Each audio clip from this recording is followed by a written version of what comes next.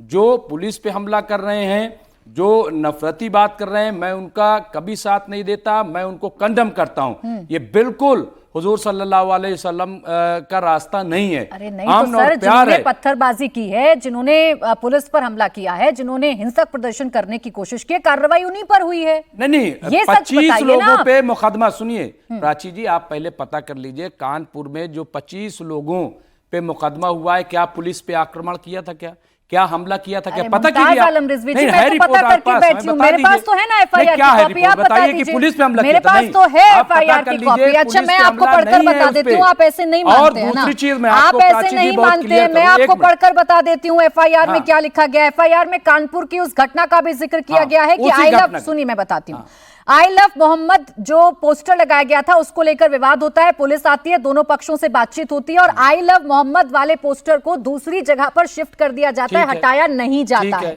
फिर वाकया है 5 सितंबर 2025 का, जब जुलूस के दौरान कुछ हमला हुआ, कुछ पत्थरबाजी हुई। इसमें साफ लिखा गया है कि मुस्लिम समुदाय का 12 वफात जुलूस निकाले जाने पर रावतपुर गांव में हिंदू बस्ती से जुलूस निकाल रहे मुस्लिम समुदाय के कुछ अज्ञात मुस्लिम युवकों के द्वारा रास्ते में लगे हिंदू समुदाय के धार्मिक पोस्टर्स को जानबूझकर, और जो जुलूस में शामिल पुलिस की गाड़ियां थी उनमें जानबूझकर तोड़फोड़ की गई, उन्हें जलाया गया। ये हमला नहीं मानते आप? देखिए, मैंने क्या कहा कि शुरुआत कहां से हुई, पहले वो देखिए आप। और मैं आपको बता दूं, नहीं शुरुआत होगी, नहीं, ये तर्क आपका गलत है। शुरुआत में ऐसा क्या हुआ कि आपको ये अधिकार मिल गया या लाइसेंस मिल गया? सुनिए, नहीं मुमताज जी, नहीं, पहले आप मुझे बताइए शुरुआत ऐसी क्या हो गई, या शुरुआत में ऐसा क्या हो गया कि अधिकार मिल गया, लाइसेंस मिल गया कि आप जुलूस में शामिल होकर दूसरे धर्म के पोस्टर फाड़ेंगे, उनके आस्था से जुड़े हुए पोस्टर फाड़ेंगे? कहा कि कोई किसी को अगर गलत करता है मैं उसका समर्थन नहीं करता हूं, तो यही तो पुलिस ने किया है, करिए स्वागत। लेकिन नहीं, हमेशा हम ये कहते हैं, लेकिन जिस तरह से आई लव मोहम्मद को लेकर के विवाद खड़ा किया गया, और सबसे बड़ी चीज ये है, अभी आप ही ने कहा कि पुलिस जो है विवाद में घी आप डालने की कोशिश कर रहे हैं। वहां जो विवाद हुआ था उसे पुलिस ने दोनों पक्षों के साथ बैठकर सुलझा लिया था।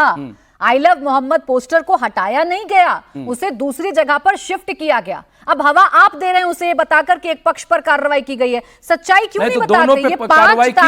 ये 5 तारीख की घटना क्यों नहीं बताते? ये 5 तारीख की घटना क्यों नहीं बताते हैं?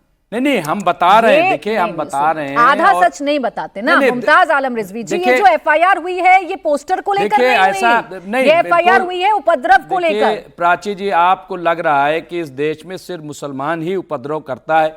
फतेहपुर में तो कुछ हुआ नहीं था, मकबरा में, ठीक है, वहां तो कुछ हुआ नहीं है। अभी मॉब लिंचिंग राजस्थान में ये बिल्कुल गलत है। आप अपने इसी तरीके से कांवड़ में क्या पुलिस पे आक्रमण नहीं हुआ था? कांवड़ में क्या हुआ था? लेकिन उस पे ये लोग नहीं बोलते। मैं कह रहा हूँ कि कोई उसका समर्थन नहीं करता, कोई समर्थन नहीं करता, वो सिर्फ वो गलत है। जिन्होंने उपद्रव किया है, लेकिन जो घटना हुई है वो तो मैं बताऊंगी ना, जो एफआईआर है वो तो मैं आपको बताऊंगी ना।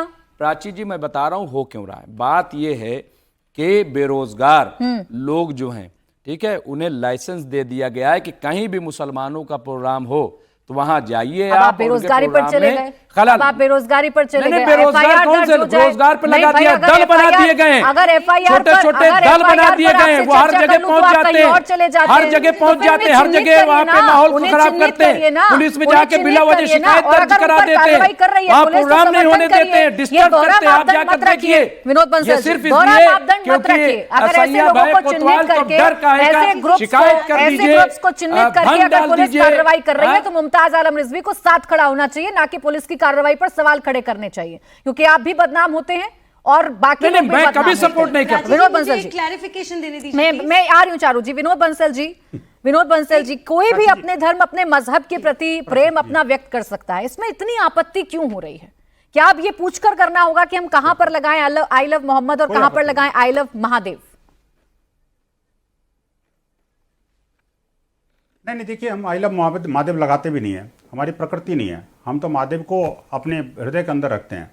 लेकिन मैं कहना चाहता हूं कि पहली बात तो ये कि आई लव मोहम्मद के बारे में मैंने इस साल के अलावा इस कंट्रोवर्सी से पहले कभी नहीं सुना, पूरे जीवन में कभी नहीं सुना कि भारत के अंदर कहीं आई लव मोहम्मद के नाम को पोस्टर लगाओ। खैर कोई बात नहीं, आप मोहम्मद से मोहब्बत कर सकते हैं, लेकिन मोहम्मद से मोहब्बत करते समय कम से कम भारत माता से भी कभी मोहब्बत कर लो यार। कभी आई लव भारत माता भी बोल दो। नहीं बोलते, ये तो वंदे मातरम नहीं बोलते, ये तो भारत माता की जय भी नहीं बोलते, लेकिन आइला मोहम्मद बोलते हैं कोई बात नहीं, आप बोलिए, लगाइए भी, लेकिन मुझे बताइए कि क्या हिंदुओं के पोस्टर के ऊपर पोस्टर लगाना या हिंदू बस्ती के अंदर लगाना क्या ठीक है? क्या मैं कहता हूं कोई बात नहीं, वहां के स्थानीय लोगों को कोई ऑब्जेक्शन था, उन्होंने शिफ्ट कर दिया उसे, एक जगह से लेकर के दूसरी जगह पास में ही लगाया था, कोई दूर नहीं लगाया था।